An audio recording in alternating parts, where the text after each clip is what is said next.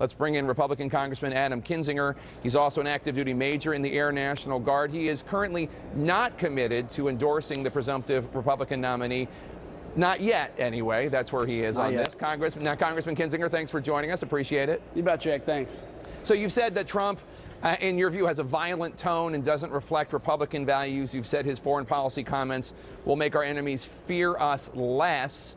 Today he's meeting with Kinzinger. He just met with him. Last week he met or spoke with at least another former Secretary of State, James Baker. Do you think he's getting the kind of advice that he needs and realizing that there are people like you who maybe have a point to make when it comes to his foreign policy approach? Yeah, I hope so. Look, I can tell you, if he gave Henry Kissinger the opportunity to speak, he's definitely going to hear a little bit about how the world works. You know, my concern has been with the outlandish statement. So, you know, just a couple days ago says we're not going to have a great relationship with David Cameron, obviously. Of course, later walked that back. But then when Vladimir Putin says something nice about him, he says we're going to have a great relationship with the Russians and Vladimir Putin. So I've been critical of President Obama saying, look, our enemies don't fear us and our allies don't trust us. Well, that's exactly what Donald Trump is advocating, the same mistrust and the same lack of fear. So it's a concern. I'm not a never Trump guy. I want to support the Republican nominee, but I've been out here fighting for strong American values for 6 years, and I'm not about to give that up. What did you make of his willingness, expressed in an interview with Reuters yesterday, his willingness to meet with Kim Jong-un?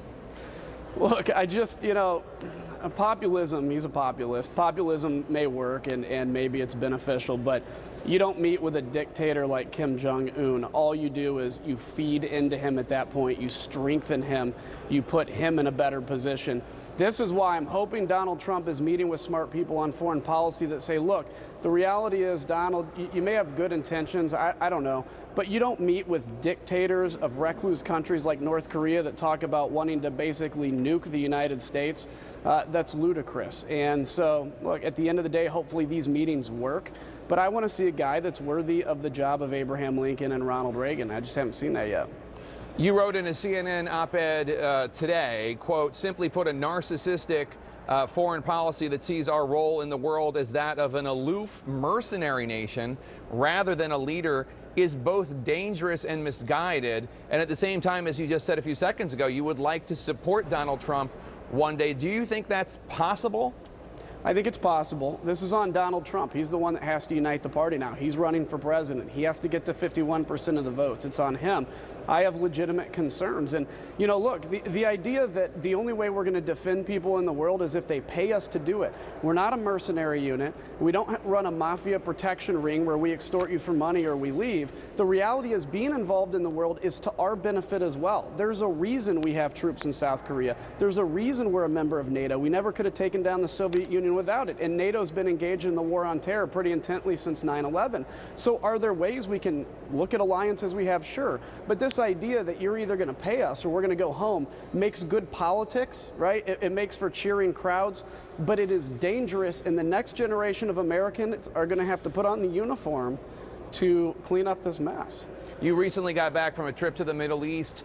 The world leaders and the local leaders that you spoke with, what did they say, if anything, about Donald Trump?